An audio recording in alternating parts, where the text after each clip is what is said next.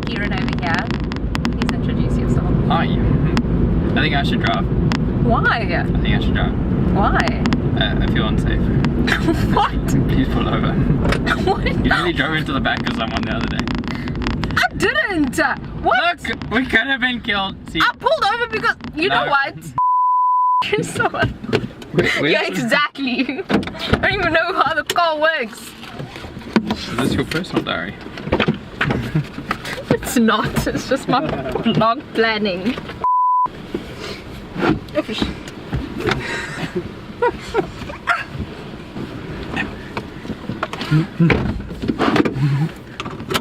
Are you that short? I'm glad to see you shorter than me. A little bit of help. Okay.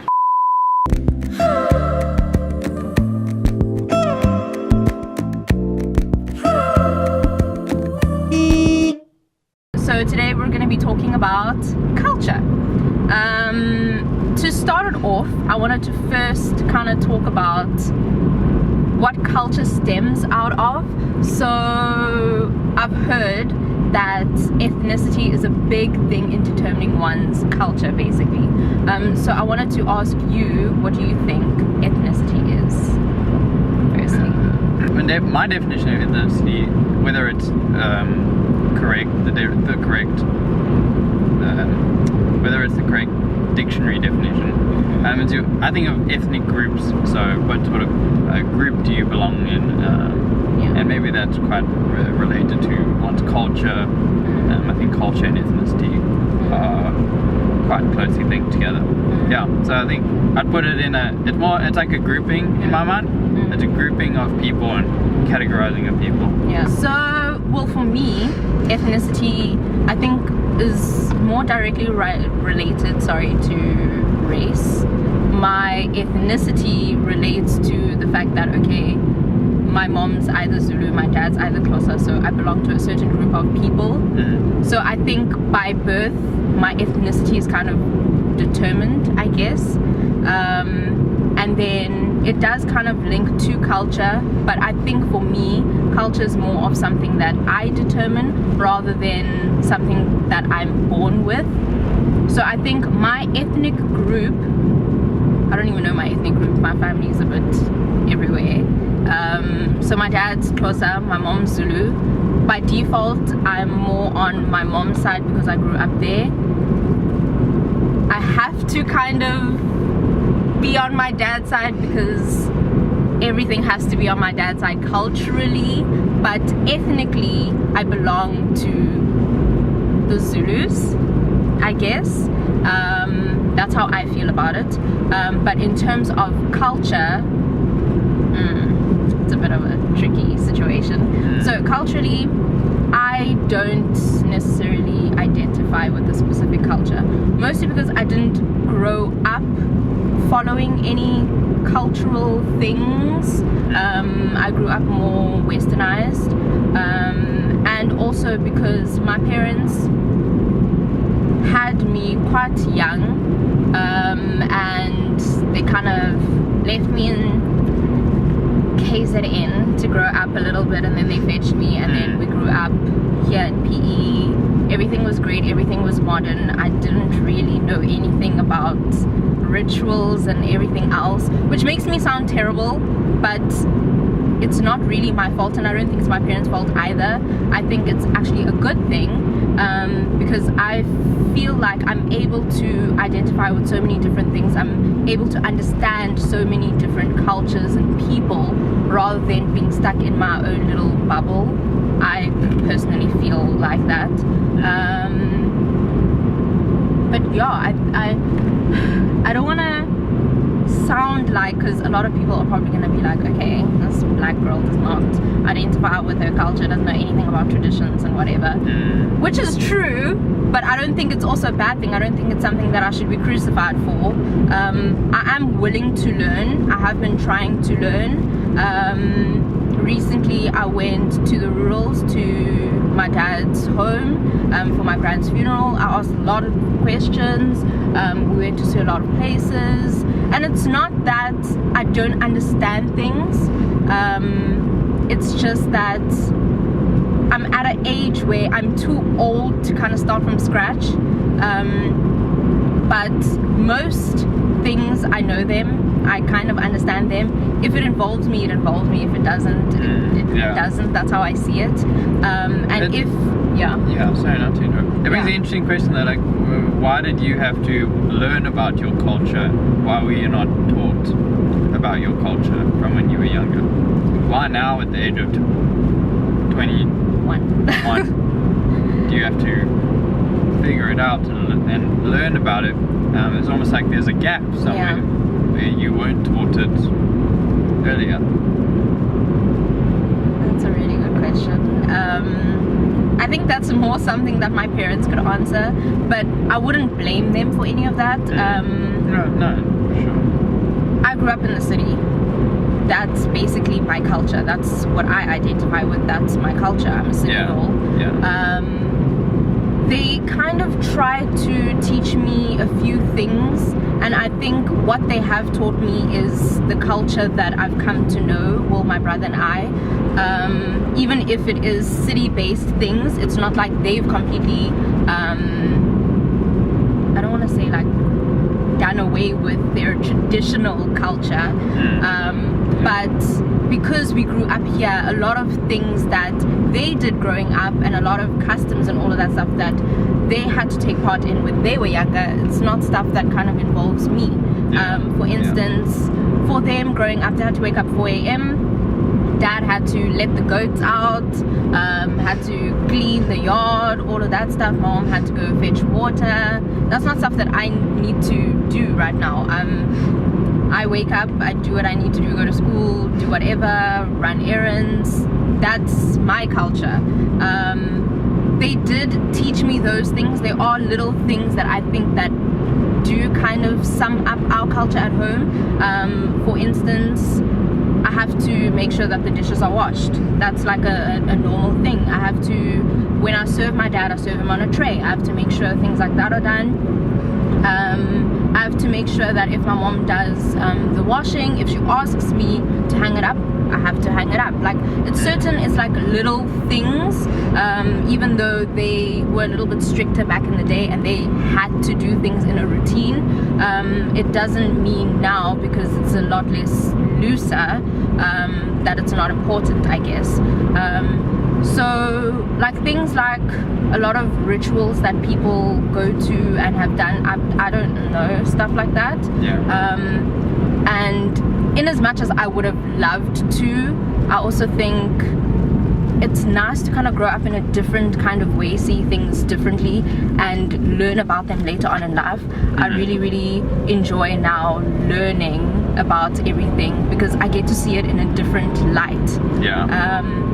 Even though I think sometimes it's a little bit difficult, because I know my mom going into marrying into a Xhosa home, it was a little bit difficult for her because obviously she doesn't know that culture, she doesn't know anything about it, so she asked a lot of questions, which for a lot of people looked like she was looking down on them, but that wasn't the case. She was genuinely curious to know what's going on, like, so that she can be able to implement that in her home, because obviously my dad is Xhosa and he expects certain things as well, so she wanted to meet those expectations, but it didn't look that way.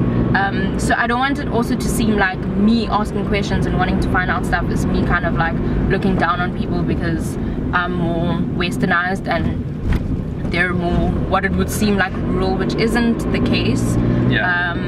But I have always been interested to know what kind of cultural background do kind of, I don't know if I'm allowed to say white people, but what kind of culture do you identify with? Do you have some sort of traditional culture that's like set in stone? Absolutely. Okay. Go around and take other people's land.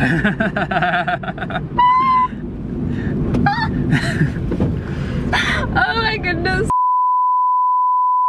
I definitely see, I definitely gravitate toward some sort of culture, and I think this perception that white people or European people don't have a culture is misguided because, and I think the evidence that I have a culture is that you don't know much about your culture. Wow, that's deep. So you're quite a westernized, westernized African person. And the things that the question I asked earlier, you know, why is there a gap in your understanding of your culture? Is that you've become so westernized that the need for understanding of your cultural roots and background is not so strong anymore. So the evidence of my culture is that you don't know much of your culture, I think. If that makes sense. Heck. I don't think it makes a lot of sense. That's a little sad. I think it's a little sad. It's extremely sad, actually. It is. Whether it was forced through apartheid and we're still living out the scars of that, or whether, you know, even Europe's becomes westernized by America, and I think they're a great influence on culture right now. And social media as well now, where the cultural barriers and you know, it was much harder to sell a product or to how do you put it? Like create an idea, or how do you put it? Like sell an idea globally. It was much harder back in the day. It was normally forced upon people, but now I look at posts online or on social media, and I sort of change my culture and my belief, well, not my beliefs, but my the way I view things and my worldview on what I introduce in my life and what I put in. So yeah, I think. Well, I mean, then you've definitely become more westernized, and you're definitely a much more westernized African person. And I think you'd agree to that, as opposed to someone who, like you said, had to go early in the morning and let the goats out and go in the fields, and it was a different life. Which isn't a bad thing. No, not at all. I mean, the world is I think a lot of young changing. people should be doing the same things, because I think they're flipping lazy. I don't think... No. Ooh, here we go. I'm just throwing that out. The thing is, I don't know if forcing a child to take out the goats and all of that stuff is going to make them more hardworking. I don't There's think a lot I'm of people talking about goats. who grew up... Besides the goats and all of that, I think a lot of people who grew up in stricter homes where there was a daily routine and everything, a lot of them, no offense, aren't anything in life. They still aren't hardworking. It's actually made them not want to do anything. So for me, I feel like sometimes, it's going to sound terrible, but I think sometimes forced culture isn't necessarily a great thing, because a lot of people don't like to feel like they're forced to do something, which makes them later on in life resent their culture, their parents, their siblings, their upbringing, and then they completely forget about all of that, and then they grow up they make their own path in life, teach their kids their own thing, and then when their kids try to learn about it, it seems like this terrible thing, but in fact it wasn't a terrible thing. It's just the way in which it was instilled made it seem like it was terrible. 100%, yeah. I hear what you're saying, and it's not to say like everyone should buy some goats and then teach their kids how to herd and basic, like sort of the daily routine skills. I'm more talking about some sort of work ethic that's lacking in the current youth culture. Yeah, I think this conversation is probably not part of what your thing's about. It isn't, but it's an important conversation on its own as well. Because I feel like you learn from other people. A lot of young people, when you're little, if you look at it as like a toddler, a lot of kids, they do things because they've seen them from other people. So if you're gonna be, this is not like set in stone, or it's not like what happens all the time. But if you're going to be a hardworking person, or you're going to follow a certain path in life, a lot of the times you've learned that from someone. So for instance, this is going to sound really, really bad, and I don't want it to sound like it, but a lot of people who grow up in families where maybe the dad doesn't work, the mom works really, really hard, dad's kind of like abusive, I would say. Most of the times it would depend. It's gonna sway. Either the person's gonna kind of turn into the dad, or is gonna turn into the mom and then start resenting people who are like the dad. I think that's almost like how life works. Obviously you determine your own path, you're your own person, but a lot of the time in your brain you learn things from other people, I feel like. So if you're a lazy person, more often than not you got that from someone in your family, and it's something that you put in your mind and you learnt it. And yeah, but there's the other side to the coin where you're a lazy person because everything was handed to you and you didn't have to work for much, and That's so you true. don't understand the pressures of, I have to pay my bills, That's I have true. to feed my kids, I have to go out there and make some sort of ends meet. You don't have, if you're a young person and everything's been given to you, I hope you're a hardworking person. There are those that are out there that work really hard, and they're motivated. That's awesome, and they've got a good foundation to launch their business or to launch their careers off of. So that's great. I'm not dissing anyone who's been brought up in that. I just don't feel that it's just a one-sided coin. So yeah, I think people who work really hard for people who work really hard from the ground up are, to me, very impressive. It just impresses me most. Last question, actually. Do you think, I think we've already kind of answered it a little bit, but do you think that young people have kind of developed their own sense of culture, or they still have their traditional culture, whatever culture it may be, and they've kind of found a way to instill that into their daily lives and teach others about it? I think it depends maybe on, we'll just say it how it is. If you're an African family or if you're a European family, I think one will change more than the other in this day and age, if that's fair to say. I think for me, I don't see a lot of people who still have a sense of culture. I think more, if I talk about black people, I see a lot of people who like to go to things, dress up and everything and all of that, and traditional attire, but I'm not sure if they fully understand what's actually happening, what they're doing. Like, I know my mom recently learned how to do beadwork, and I didn't actually realize that certain color beads and certain style meant certain things. So like, certain people can't wear certain beads because you're not married or you're not this and whatever.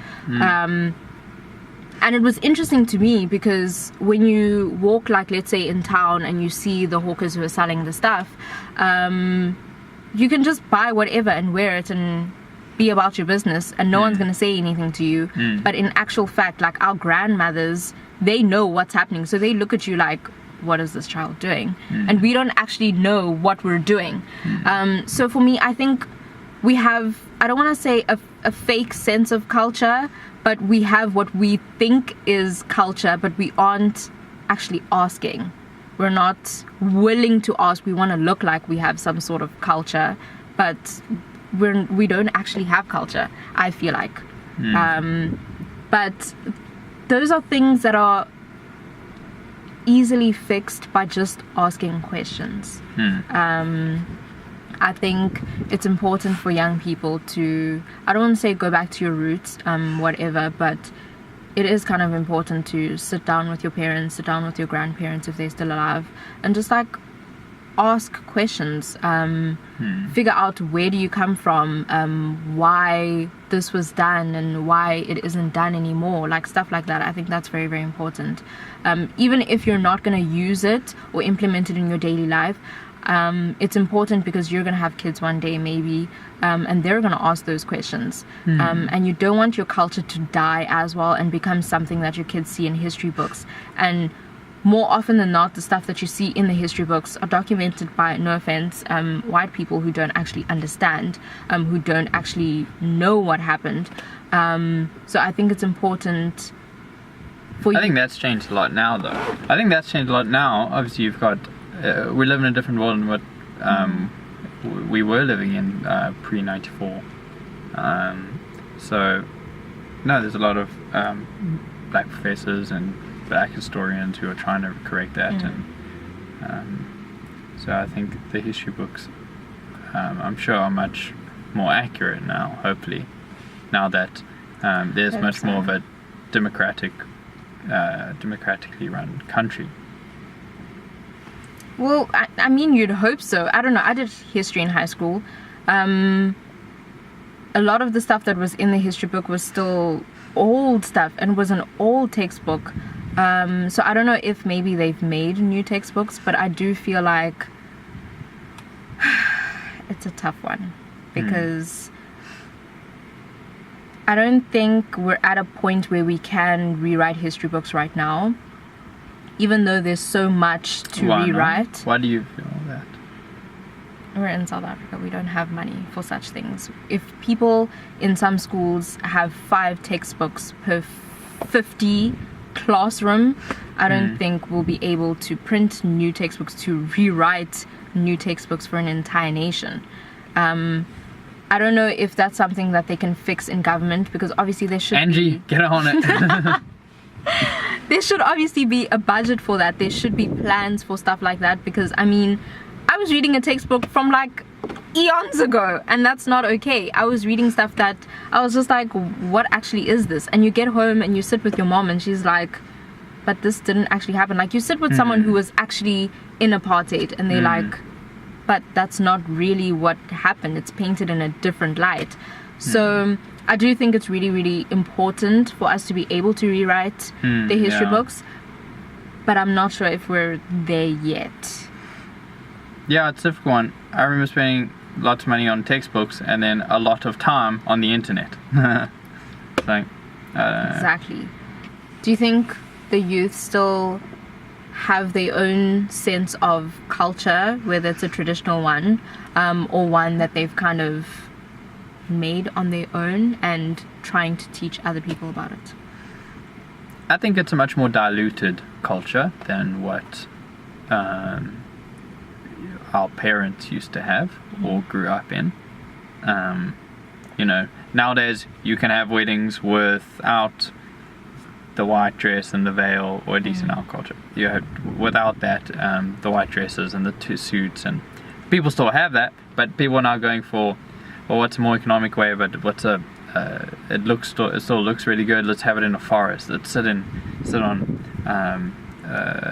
blankets, and let's have picnic baskets, and let's have this beautiful arrangement of flowers. And I know some people who've got married wearing chinos and barefoot and little ties and whatnot. It's really cool, and it's amazing. I think some cultures are born out of one's economic status and out of necessity.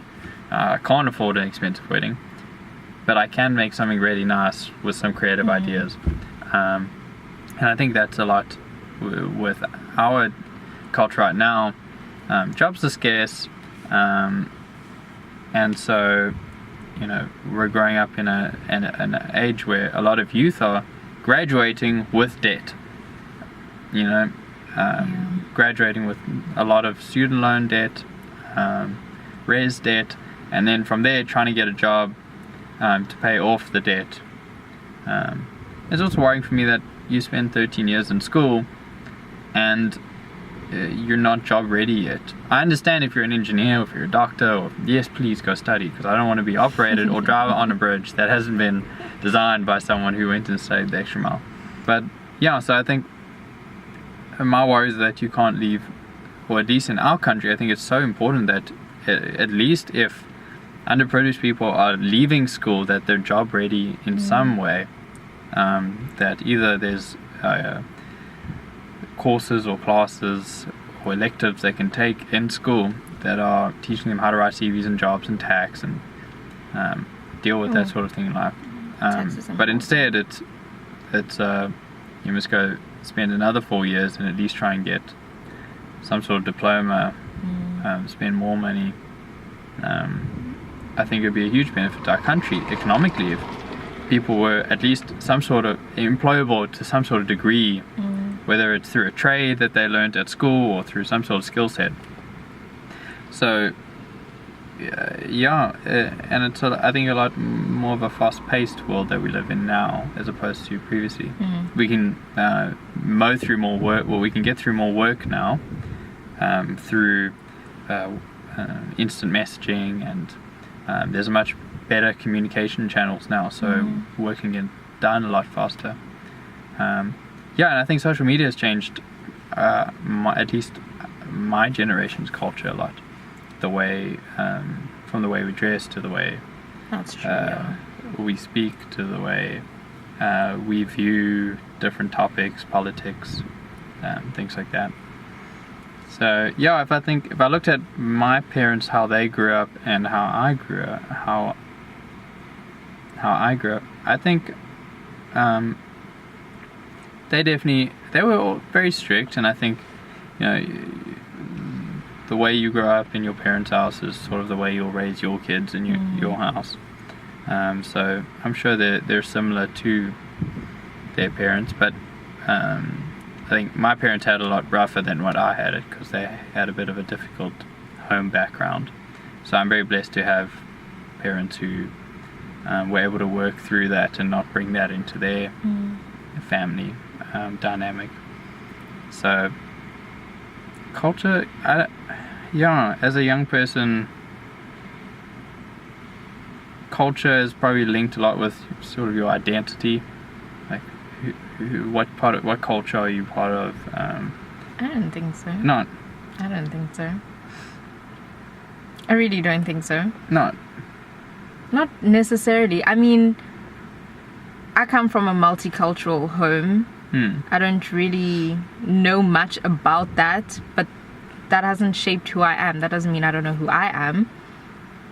I think it plays some part in your identity. I guess it kind of does, but I wouldn't say it plays the most important part. Culture is an environment around you that influences your actions and the way you do things. Then I mean, your ideology. You can kind of determine your own culture then. It's not something that you're born with or whatever, just because... I like what you said earlier, it was that culture is sort of, it's something that it comes to be as you grow up, where your ethnic background is something you were born into. Yeah. Or, whether it's race or religion or... I think culture is it does play a bit, at least some, it is, I know identity is a multifaceted thing, and I think your cultural background does play a part in it. I think if you can change that background and make it better, that's awesome. Personally, I don't know if I relate to any culture per se, because I've been overseas for so long that I don't really relate too much to a South African culture and the rugby and there's a lot of customs in South Africa that I'm not huge, not that I'm against any of it, it doesn't excite me in any way. So I think that kind of applies to a lot of people, even people who haven't been anywhere, who've just been in South Africa. Like, I know for me, a lot of stuff that I really don't relate to. I'm not one for soccer, I'm not one for rugby, I'm not one for any of these patriotic holidays. But when there's a camera in front of me... Hi. So I think there's a lot of people who feel the same way that you feel. And I don't think it's because they didn't grow up with a solid culture. I just think a lot of people, when you grow up, you're able to kind of suss out a few things and you're like, okay, this is not for me. I feel like that's for me. Like you kind of form your own path, having seen what you've seen, having experienced what you've experienced and stuff like that. Yeah, 100%. So...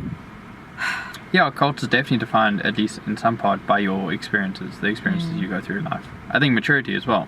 You become more mature because you have experienced more, whether it's pain or grief or success, and you understand what works and what doesn't in this world.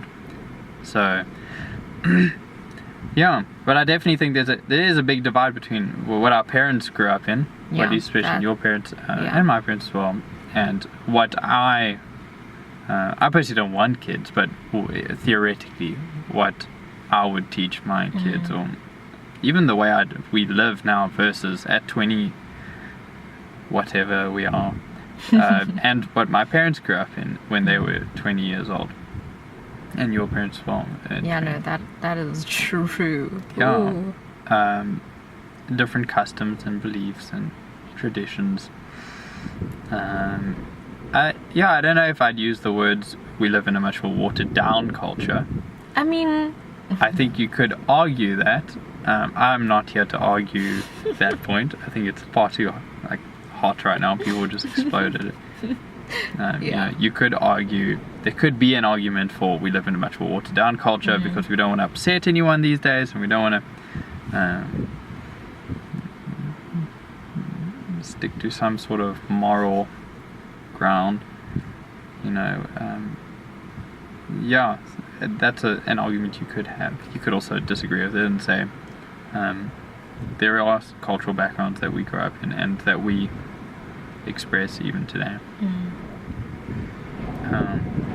Yeah, I think there's definitely a difference in what we live out as cultural and what our parents lived out.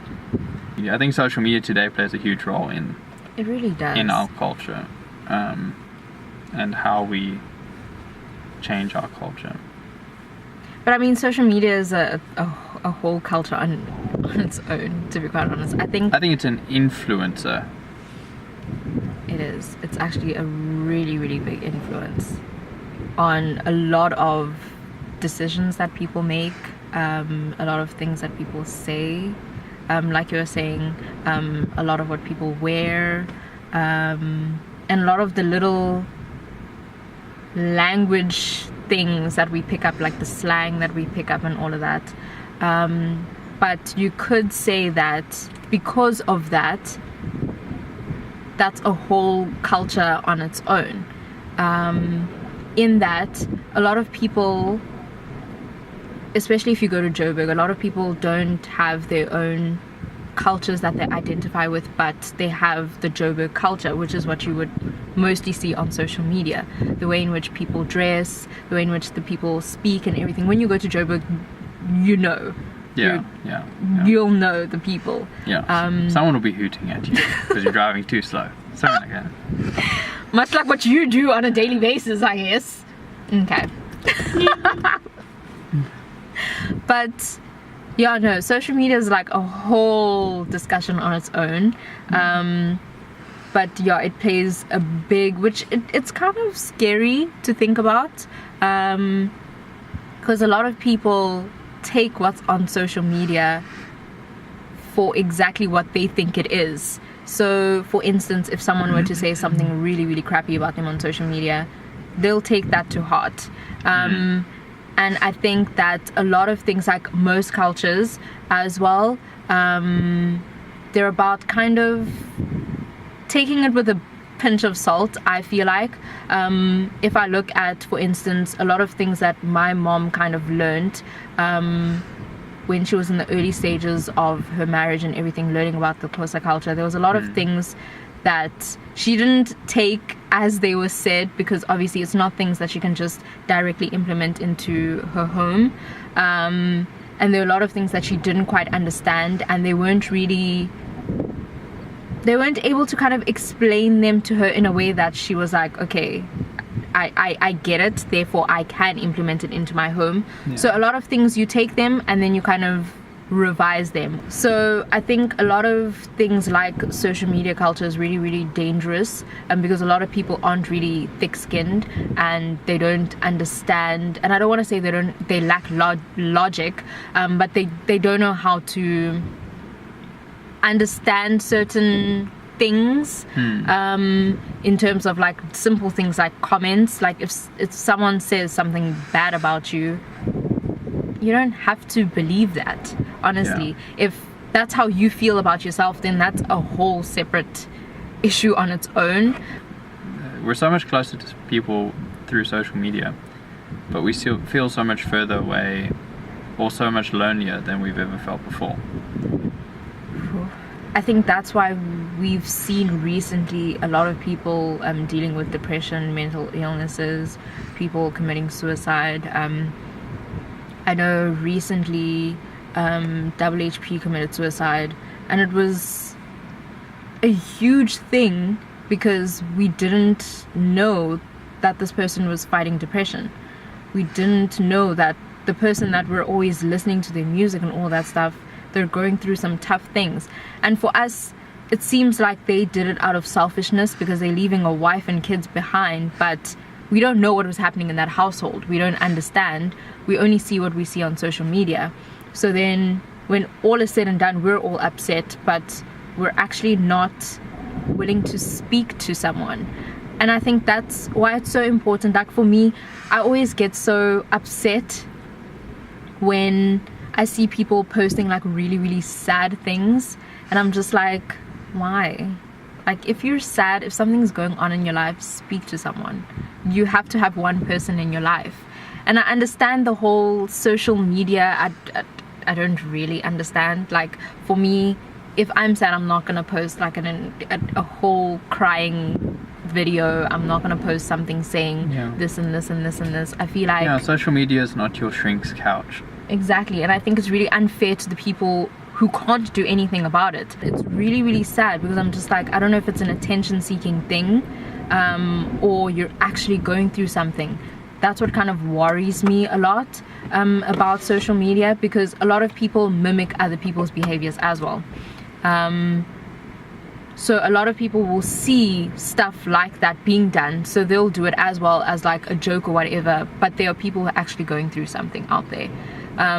So now it becomes really, really difficult to decipher who's actually going through something and who's just trying to get attention on social media.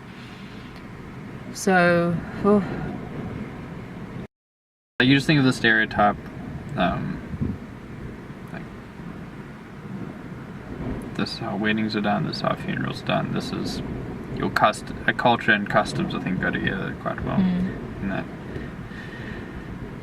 You know, Sunday lunches and Mondays back to school and work, and Sundays where everyone was at church, no matter who you were or what you believed in, whether you liked it or not. I think that's the old school European culture, and that has changed a lot. That has definitely changed a lot. I don't think it has, though. Definitely. I don't think it's really changed. I think it's been modified a lot, but I don't think it's really changed, in that people still go to church on Sundays. Well, I agree with you in that a lot hasn't changed, and that's why not a lot still attend. Okay, that I get. But I mean, don't fix what's not broken, though. In all honesty, what's wrong with someone going to church on Sunday, straight from church, Sunday lunch, No, I understand. I Do you get agree with what I'm that. saying? Yeah. I think a lot of young people, they look down on a lot of old customs and everything, thinking that they're old-fashioned, they're not cool and whatever. There's a huge disconnect in today's youngsters. What's the disconnect? In that we think that a lot of things that were done, that are still being done actually, are not cool, therefore we don't do them. I think that's most people's thinking, and that's a vast generalization obviously, but I feel like that's how most people think.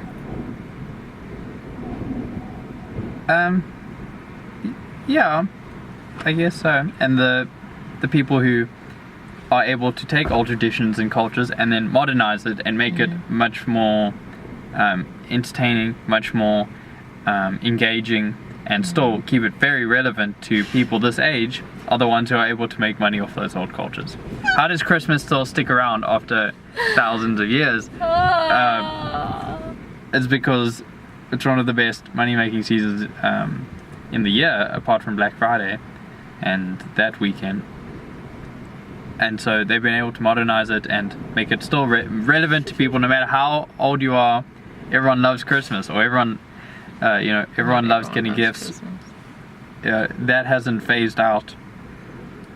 And it's because some very clever people sat back and thought, how do I keep it relevant? I think it depends on how you grew up.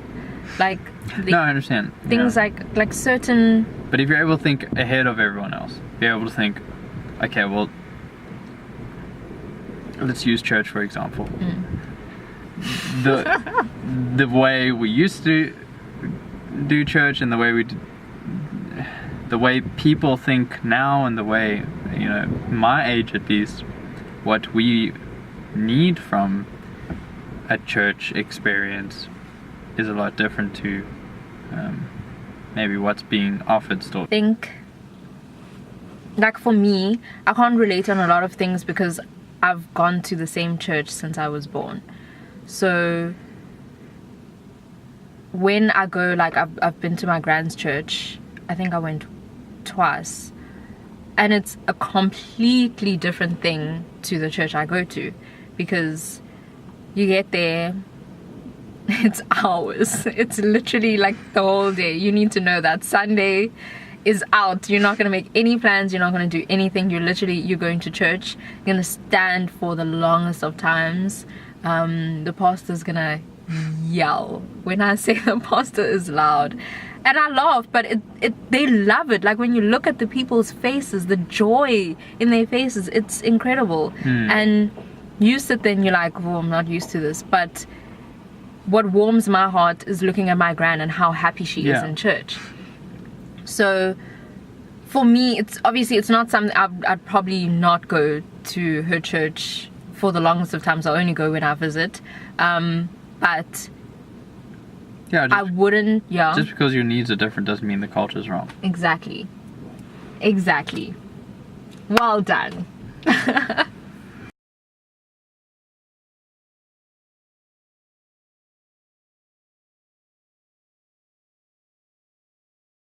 Yeah, so does that sum up everything?